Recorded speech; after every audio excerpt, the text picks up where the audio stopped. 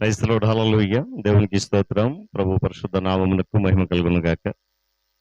విశ్వనందు పిల్లరా, దేవుడు తన మహాకృపను బట్టి మనకు నూతన ఉదయకాలపు వేళ 4వ మాసము చివరి దినములో ఎక్కువ లేచిన నామాన్ని స్తుతించగలిగే చక్కటి భాగ్యాన్ని మనకి ఇచ్చారు. అందును బట్టి ప్రభు పరిశుద్ధ నామానికి మహిమ కలుగును గాక. విశ్వనందు ప్రియులైన దైవజనులు, స్నేహితులు, విశ్వాసులు, సహోదరులు, స్నేహితులు ఈ కార్యక్రమాన్ని వీక్షిస్తున్న ప్రియ దేవుని బిడ్డలందరికీ మన రక్షకుడైన యేసే నామములో శుభాభివందనాలు తెలియజేస్తున్నాను. మీరంతా బాగున్నారు కదండి? చాలా సంతోషం. మీరంతా బాగున్నారని విని ఎంతగానో సంతోషిస్తూ ఆనందిస్తున్నాను, ప్రభువుని కనపరుస్తున్నాను. రండి, ఈ దినము కూడా మిమ్మల్ని ప్రేమతో ఆహ్వానిస్తున్నాను. అనుదిన అభివృద్ధి ఉదయకాలపు ధ్యానాలు ఉన్నటువంటి ఈ ఆధ్యాత్మిక కార్యక్రమంలో నాతో పాటు పల్లె భవిష్యులై ప్రభువును స్తుతించండి, వాక్యాన్ని ధ్యానించండి, దైవాశీర్వాదాలు పొందుకోండి. మీ దగ్గర బైబిల్స్ ఉన్నాయా? తెరిచి చూడండి. లేని పక్షాన చదివే మాట వినండి, గ్రహించి వాక్యదంలో పాలే భవిష్యత్తు కావాలి మనం చేస్తూ నేటి దిన ధ్యాన వాక్యంగా మొదటి దినవృత్తాంత గ్రంథము 21వ అధ్యాయము 1వ వచనం. తరువాత సాతాను ఇశ్రాయేలునకు విరోధముగా లేచి ఇశ్రాయేలులను లెక్కించుటకు దావీదును ప్రేరేపించెను. దేవుడు తన పరిశుద్ధ వాక్యాన్ని మనందరి కొరకు దీవించును గాక. తలలోంచుకొని ముసుకుని ప్రార్థన చేసుకుందాం. ప్రేమ కలిగిన తండ్రి, స్తోత్రాలు. తిరిగి మనకు నూతన ఉదయకాలపు వేళ వైపున లేచి మీ నామాన్ని స్తుతిస్తూ ఉంటుండగా, ఆరాధిస్తుంటుండగా నీ సన్నిధి కాంతి మాత్రం ఉంచినందుకు వందనాలు. వేలాది కృతజ్ఞతాస్తుతులు చెల్లిస్తున్నాను. ఈ ఆధ్యాత్మిక కార్యక్రమంలో నీ కృప చాటున నాయన 4వ మాసం అంతా దాచారు, నీ కృపలో భద్రపరిచారు, మీకు వందనాలు. ఈ దినం కూడా నీ కృప చేత నడిపించమని దీవెనను గ్రహించండి. యేసే నామములో అడుగుతున్నాను తండ్రి, ఆమేన్. చాలా సంతోషం పిల్లరా. దేవుని వాక్యంలో చదవబడినటువంటి వచనాన్ని జాగ్రత్తగా గమనిస్తే దేవునికి ఇశ్రాయేలు ప్రజల మీద కోపం వచ్చినట్లుగా మనం గమనిస్తాం. తదుపరిది వచనాలు ఈ మొదటి దినవృత్తాంత గ్రంథము 21వ అధ్యాయము 1వ వచనాన్ని కనుక జాగ్రత్త గమనిస్తే 2వ సమూయేలు గ్రంథము 24వ అధ్యాయంలో ఉన్నటువంటి మాటలు ఇంచుమించుగా వ్రాయబడ్డాయి. దేవునికి తన ప్రజలపైన కోపం వచ్చింది. అందువల్ల అపవాది సాతానుకు అపవాది దావీదుకు దుష్ప్రేరణ కలిగించడానికి, దావీదుకు చెడ్డ ఆలోచన కలిగించడానికి దేవుడు అనుమతించాడు. దేవుని స్తోత్రం కలిగిన గాక. అపవాది అనేటువంటి మాట పిల్లల ఇక్కడ ఈ పేరు హీబ్రూ పదం నుంచి వచ్చింది. దాని అర్థం ఏంటంటే విరోధి లేక శత్రువు, లేకపోతే కొందరు భావించినట్లుగా నేరాలు మోపేవాడు, అల్లరి చేసేవాడు, ఇలాంటి చాలా రకాల పేర్లు అపవాదికి ఉన్నాయి. అయితే వాడి యొక్క గుణలక్ష్యం ఏంటంటే వాడు దేవునికి మనుషునికి కూడా గర్భశత్రువే. దేవునికి శత్రువు కనుక దేవుని బిడలను కూడా శత్రువులుగా ఎంచుకునేటువంటి ఆ మనస్తత్వము అపవాది. గమనించాలి. ఉదయకాల సమయంలో గమనించండి. వీడి యొక్క పుట్టు పురోత్తరాలు అంత స్పష్టంగా మనకు తెలియదు, కానీ కొంతమంది భావిస్తున్నట్లుగా వీడి మొదట అపవాది పవిత్రుడు, మహాశక్తివంతుడైనటువంటి ఒక దేవదూత అని, ఆ తర్వాత పాపం చేసి త్రోయబడి క్రిందకి దురాత్మగా మారిపోయాడని చెప్పి మనకు స్పష్టంగా తెలుస్తా ఉంది. అయితే గమనించిన విషయం ఏంటంటే దేవుడు దుర్మార్గం అనేది ఏది కూడా చేయలేదు. ఏ జీవుని కూడా ఆయన చెడ్డదిగా చేయలేదు. ప్రతిదీ కూడా చూడండి, ఆదికాండం 1వ అధ్యాయం గమనించినప్పుడు దేవుడు తాను చేసినంత కూడా తన దృష్టికి మంచిగా అనిపించింది. ఏది కూడా చెడ్డది అది అనిపించలేదు. యెషయా గ్రంథం 14వ అధ్యాయము, యెహెజ్కేలు గ్రంథం 28వ అధ్యాయం చూస్తే అపవాది ఎలా పతనం చెందాడు వివరిస్తూ, ఎలా పడిపోయాడో వివరిస్తూ కొందరి యొక్క పండితుల అభిప్రాయాన్ని మనం గమనించగలిగితే ఇది నిజమే అనిపిస్తుంది. దేవుని స్తోత్రం కలిగి ఉంది. హల్లెలూయా. అయితే అపవాదికి బైబిల్లో మరికొన్ని పేర్లు ఉన్నాయి. ఏంటి అని అంటారా? అపనింద పిశాచం, అపనింద వేసేవాడు, దెయ్యాలకు నాయకుడు. ఎవరంట? అపనిందలు వేసేవాడు, దెయ్యాలకు నాయకుడు, యుగ సంబంధమైనటువంటి పాలకుడు, యుగానికి పాలకుడు, లోక పాలకుడు, లోక సంబంధానికి సంబంధించినటువంటి వాడి విషయాన్ని ఇక్కడ జ్ఞాపం చేస్తున్నాడు.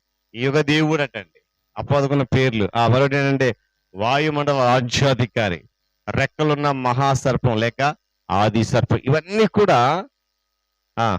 కూడా అపవాదుకున్న పేర్లు అండి బైబిల్ గ్రంథంలో.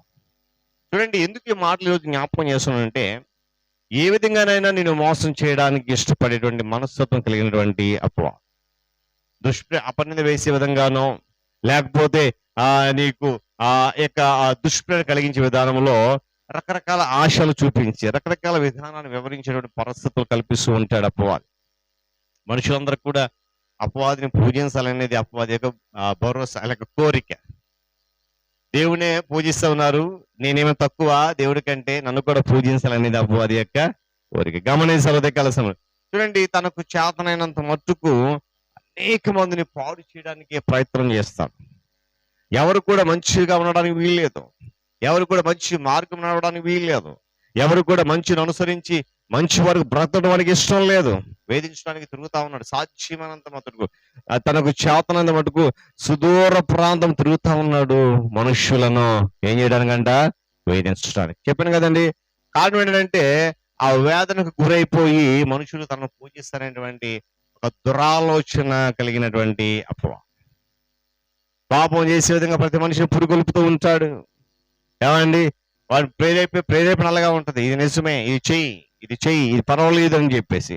చూడండి, ప్రాముఖ్యంగా దేవుని పనికి ఆటంకం కలిగించడానికి, దేవుని మార్గం నడిచి వారిని వెనకకు లాగడానికి ఏమండి వారి అనేక కుట్రలు పడుతూ ఉంటాడు, అనేక ఆలోచన, అనేక దుర్మార్గపు ఆ తలంపులు చేస్తూ ఉంటాడు అపవాది. అదే కదా గమనించిన పిల్లరా. కానివ్వండి, తెలుసా, వాడు బహు మోసకారి కూడా. చూడండి, ఈనాటికైనా అపవాది తన సైన్యం అంతా కూడా సర్వాధికారమైన దేవుని దగ్గర తల వంచటం ఖాయం. కానివ్వండి, తెలుసా, కలువరి శిలువలో అపవాది తల చిత కొట్టేశాడు ఆయన. అపవాది విజయం సాధించాడు కనుక మనుషుల మధ్య వాడు ఏమీ చేయలేడు. అడుగడుగున అపవాదిని ఓడించగలిగేటువంటి సదుపాయాన్ని దేవుడు తన విశ్వాసులందరికీ కూడా అనుగ్రహించాడు. ఆయన కోపము నీ మీద నుండి తొలగిపోతే దేవుడి మాటలు మన కొరకు దీవిస్తుంది. నుండి ప్రార్థన చేద్దాం. ప్రేమ కలిగిన తండ్రి, స్తుతులు, వందనాలు, స్తోత్రాలు చెల్లిస్తున్నాను. ఎవరైనా 4వ మాసము చివరి దినములో నీ యొక్క కృప చొప్పున నీ కాపుదలలో నడిపించి ఈ యొక్క ఆధ్యాత్మిక కార్యక్రమంలో మనలా నిలబెట్టుకున్నావు. వందనాలు. ఈ ఆధ్యాత్మిక కార్యక్రమం ఈ 4 మాసాలు కూడా నేను ఎక్కడ దాచినందుకు స్తుతులు చెల్లిస్తూ నూతన మాసంలోకి వెళ్ళబోతున్న మేము నిన్ను బట్టి ఆనందిస్తూ వెళ్ళగలిగే కృపద ఇచ్చండి. ఈ నూతన దినంలో మరలా నీ దీనదాసులు సేవకుల కొరకు ప్రార్థిస్తున్నాను. నెలంతా కూడా నేను ఎక్కడ దాచారు. నిశ్చితమైతే ఈ దినం కూడా నీ కృపలో వారిని భద్రపరచండి. ప్రయాస భారతిని పని జరిగిస్తుండగా వారి భారము ప్రయాసను సఫలతను గ్రహించండి. కుటుంబాన్ని పరచురైన సంఘాన్ని మీరు దీవించండి. అధికారులు, నాయకులు, పరిపాలన దర్శించి వారికి మంచి ఆరోగ్యం, క్షేమం తెచ్చి వారి ద్వారా మంచి పరిపాలన ఇవ్వండి. రానున్న దినాల్లో మంచి నాయకులను, అధికారులు మీరు ఏర్పాటు చేయండి. ఉద్యోగ రంగాలైనటువంటి ప్రభుత్వ రంగాన్ని, ప్రైవేట్ రంగం దీవిస్తూ ఆశీర్వదిస్తున్నాం. మీకు వందనాలు. విద్యాశాఖ, వైద్య శాఖ, రెవెన్యూ శాఖ, రవాణా శాఖలు అనుదినము నీ కృప చేత క్షేమంగా నడిపించబడుతూ గమ్యం చేరుస్తూ ఉన్నాయి. మరింతగా భద్రపరచండి. నిరుద్యోగ యువకులకు మార్గం సరళం చేయండి. రైతులు, వ్యవసాయదారులు, వ్యాపారస్తులు జ్ఞాపకం చేసుకుని లాభసరికలు ఇచ్చేయండి. చిన్నబడి రమణస్తులు, వృద్ధాభిష్ణ వారికి క్షేమం తెచ్చి ఎండ తీవ్రత నుండి నాయన అది వారికి సంరక్షణ దయచి నీకు స్తోత్రాలు. నాయన అనారోగ్యంతో బాధపడుతున్నారు అనేక మంది యేసునామంలో స్వస్థత అనుగ్రహించండి. ఈ వేసవిలో నేను అనేక రకాల రోగాలతో బాధపడుతున్న ప్రతి ఒక్కరిని ఎండ తీవ్రతను కాపాడి వారికి విడుదల అనుగ్రహించని ప్రార్థన చేస్తుంది. నేను అదిగో తొట్టిల్లిపోతుంది ఏమైనా శ్రీవాక్యం పట్టుకోండి. సత్యం అనుసరించక అసత్యములను బ్రతుకుతున్న అనేక మంది సత్యం నీవును గ్రహించి కృపద ఇచ్చేయండి. వివాహాల కొరకు, గర్భఫలం కొరకు కూడా ఎదురు చూస్తున్నారు. ఈ సన్నిధి వారితో ఉంచి కృపలో భద్రపరచండి. గర్భముద్ర బిడ్డలకు సుఖమైన ప్రసవం, తల్లు క్షేమం, ధైర్యం, ఆరోగ్యం దయచి నీకు వందనాలు. విరిగిన, నలిగిన, వేసారిన, అలసిపోయిన, కృంగిపోయిన, నలిగిన జీవితాలు కలిగి నెమ్మది లేక, సమాధానం లేక, సంతోషం లేక, నిరాశ నిస్పృహుతున్నాడు, మానసికంగా నలిగిపోయి, మానసికంగా అలసిపోయి, మానసికమైనటువంటి వేదన, అలజడి, దుఃఖం ప్రతి ఒక్కరి విడుదల కొరకు ప్రార్థిస్తూ నీ చిత్తం అయితే నీ ప్రియకుమారుడు మరొకరు నేస్తూ నామల వరకు విడుదల కలిగి నీకు స్తోత్రాలు. శ్రమలు, సమస్యలు, ఇరుగులు, ఇబ్బందులు నుండి, కష్టాలు, నష్టాల నుండి, ఆర్థికంగా, మానసికంగా, శారీరక ఇబ్బందులు నుండి, కన్నీటి, దుఃఖం, వేదన నుండి నేస్తూ నామల వరకు విడుదల కలిగి పెట్టుకుంటున్నాను. నీకు స్తోత్రాలు. పరీక్షలు రాసిన బిడ్డ అందరికీ చక్కటి ఫలితాలు ఇస్తున్నందుకు స్తోత్రాలు. తదుపరి తరగతుల్లో భవిష్యత్తులో మంచి ఉత్తీర్ణత సాధించి ఉజ్వల భవిష్యత్తు వారు అనుగ్రహించాలి. ఇదిరాని సమయంలో మరొకసారి ఏదైనా ప్రయాణం కొరకు అందరూ చెల్లిస్తున్నాను. ఇదిగోనైనా ఈ ప్రయాణంలో నీట్ ఎగ్జామ్ కొరకు రాయబడుతున్న వారు వెళ్ళబోతున్నారు, కోచింగ్ వెళ్ళబోతున్నారు, డిఎస్సి కొరకు సిద్ధపడుతున్నారు, అందరినీ జ్ఞాపకం చేసుకుని దీని అవసరం సేవకుల కొరకు ప్రార్థన చేస్తున్నాం. ప్రయాణం అంతా క్షేమంగా ఇచ్చే నీకు స్తోత్రాలు. రైతులు, వ్యవసాయాలు, వ్యాపారస్తులు ఆయా కూలి పనికి వెళ్తున్నారు, ఆయా పనిపాట్లకు వెళ్తున్నారు, ఆయా శాఖలలో ఉద్యోగ బాధ్యతలు నిర్వర్తించుకుంటున్నారు. బంధువుల గృహాలు, స్నేహిత గృహాలు, రకరకాల శుభకార్యాలు, రకరకాల విహారయాత్రలు, పాఠశాలకు, కాలేజీకి నడండి. ఇంకా ఉద్యోగాల నిమిత్తం వెళ్తున్న ప్రతి ఒక్కరిని జ్ఞాపకం చేసుకుని పాఠశాలకు, కాలేజీ సెలవులు ఇచ్చారు. ఈ వేసవి సెలవుల బిడ్డలకు ఎలాంటి అపాయకరమైన పరిస్థితులు చోటకు కృప చూపించి ఈ దినమందిని ఎక్కడికి దాచి నడిపించండి. నీ కృప వారి వర్ధలింపచేయండి. నూతనంగా జన్మదినం జరుపుకుంటున్న బిడ్డలు ఇచ్చిన దయాగడిని దీవించి ఆశీర్వదించండి. నేను వివాహ దినం జరుపుకున్న బిడ్డలు ఇచ్చిన దయాగడిని దాంపత్య జీవితంలో ఆశీర్వాదం మరించండి. పితరులను జ్ఞాపకం చేసుకున్న ఆదరణ, ఓదార్పు, నిరీక్షణ నడిపించి కృప వర్ధలింపచేయండి. ఈ దినమందిని ఎక్కడికి దాచి నూతన మాసం వెళ్ళబోతున్న మేము నేను నమ్మకమైన నీ బిడ్డల కృప చూపించండి. యేసే నామమున అడుగుతున్నాను మా తండ్రి, ఆమేన్. దేవుని దీవెన సన్నిధి కాపుదలు సదాకాలం మనకు తోడైన నడిపించును గాక. ఆమేన్.